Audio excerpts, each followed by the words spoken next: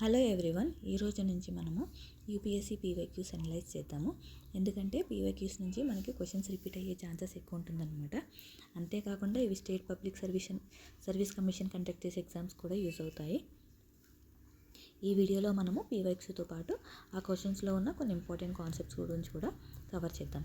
For example, ఇది 2024 previous year question అనమాట. ఈ క్వశ్చన్లో మనకి ఏమి ఇచ్చాడంటే, పార్ట్ 9A అన్నది మున్సిపాలిటీస్ని డీల్ చేస్తుందని, పార్ట్ 18 అన్నది ఎమర్జెన్సీ ప్రొవిజన్స్ ఉంటాయని, పార్ట్ 20 అన్నది కాన్స్టిట్యూషన్ అమెండ్మెంట్కి సంబంధించిన ప్రొవిజన్స్ ఉంటాయని వచ్చింది.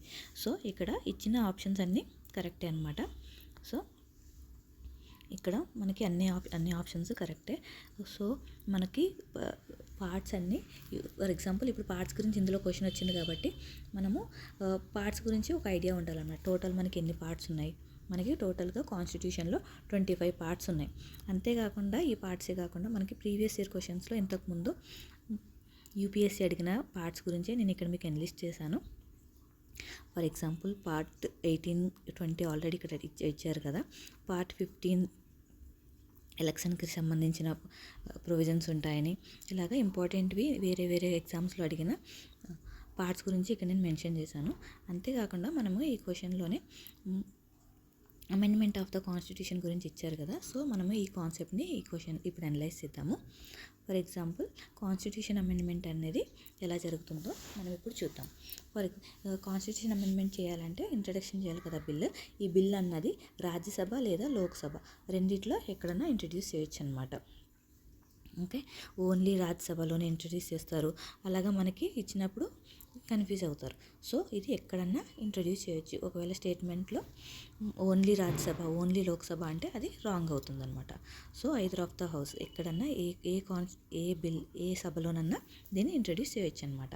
ఇంకా ఇంట్రడ్యూస్ చేసిన తర్వాత ఇది 2 సభల్లో స్పెషల్ మెజారిటీతోనే పాస్ అవ్వాలి. స్పెషల్ మెజారిటీతో పాస్ అయిన తర్వాత దీన్ని ప్రెసిడెంట్ అసెంట్కి పంపిస్తారు కదా. ప్రెసిడెంట్ అప్పుడు దీన్ని ఖచ్చితంగా అసెంట్ చేయాలి.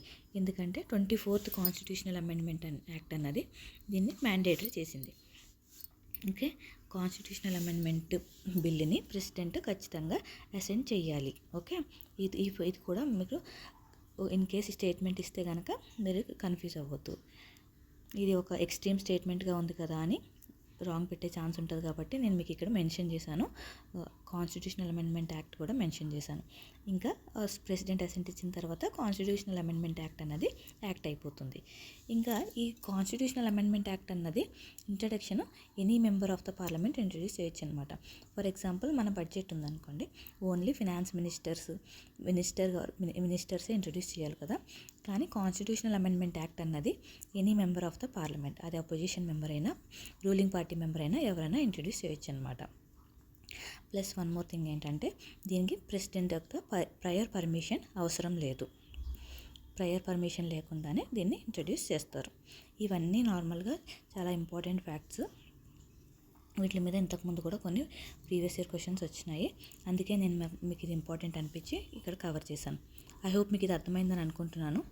ఇలాంటి వీడియోస్ ఇంకా కావాలంటే సబ్స్క్రైబ్ చేసి మీ ఫ్రెండ్స్కి షేర్ చేయండి. Thank you.